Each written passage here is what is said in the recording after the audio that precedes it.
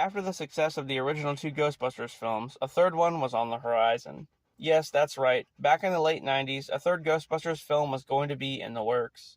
It would have seen the return of the original cast, well, most of them, and would have had a pretty interesting plot. This is the story of the Ghostbusters 3 that we never got. Something strange in the neighborhood. Who you gonna call? Ghostbusters! If there's something weird and it don't look good, who you gonna call? Ghostbusters!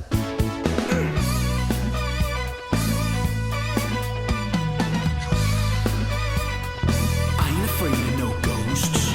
After the release of the second film, which was wildly not as popular as the original, Dan Aykroyd, who played Ray Stantz in the film, started writing the third film in March of 1999 with Harold Ramis, who played Egon Spengler. Ramis, of course, doubled down as writer-director as well as an actor. The film was going to be called Ghostbusters 3 Hellbent. In this one, the main plot was that the Ghostbusters would go to hell. But not hell as we know it. At the start of the film, the Ghostbusters would go from a fly-by-night ghost hunting service to a major corporation after the Vigo fight in the second movie. And all that's really said is that they became a big name and their business expanded in a big way. Then, somehow, they go to hell. It's not specified what happens.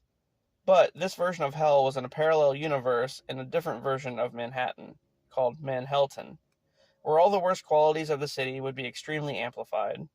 Traffic would be wall-to-wall, with the drivers having horrible road rage. The police would be minotaurs. Central Park would be a peat mine surrounded by green demons. And the city would consist of tall black onyx skyscrapers. But like I said, just a demonic version of Manhattan. Also, the villain of the film would have been a character named Mr. Luke Siffler, pretty much the film's version of Lucifer, and he would have been played by Alec Baldwin. Then, there's the issue of actors. What's a Ghostbusters movie without the original cast, right? Well, after the second movie more or less flopped in theaters and in the eyes of most critics, Bill Murray didn't really have any interest in returning as Peter Venkman. And that sucks. But this led to Dan Aykroyd writing in the script that Venkman gets killed off and returns as a ghost. It would have just been a cameo at the end of the film instead of him being present for most of it. But the scene would have been weird though. At the end of the film, the team meets God, who shows up in the form of Venkman.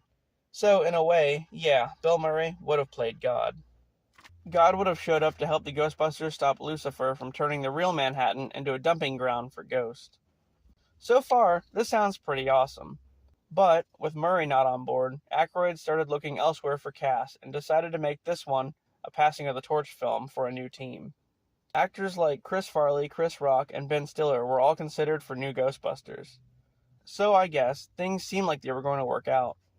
The original actors settled for a reasonable amount. But Bill Murray, even though he would only be doing a cameo, wanted way more money. That, coupled with them not having the budget to create Manhattan the way they wanted to, the movie was ultimately abandoned. Fast forward a bit later on to 2008, another version was written by the guys who wrote Year One, where the film was going to be a father-son story of Venkman and Dana's baby, Oscar. In the script, Venkman would die at the beginning and spend the whole movie as a ghost. Not only that, but Oscar would be a lot older in this one and lead a new team of Ghostbusters. The original three Ghostbusters would basically just serve as teachers to the new team. This one could have been interesting, but yet again, Bill Murray wanted nothing to do with it. He didn't even read the script for this one for like a year or so. After that, the script was rewritten by Ivan Reitman, who directed the original movie, as a rom-com between two Ghostbusters. Well, two new male and female members of the team, anyway. And that one was obviously turned down, and Reitman stepped away from the project entirely, handing it over to Paul Feig. Where the movie transformed into the all-female one we got in 2016, and yeah. And that's the story of Ghostbusters 3.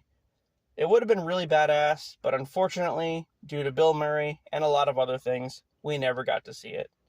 So I hope you guys enjoyed this video, and I'll see you on the next one.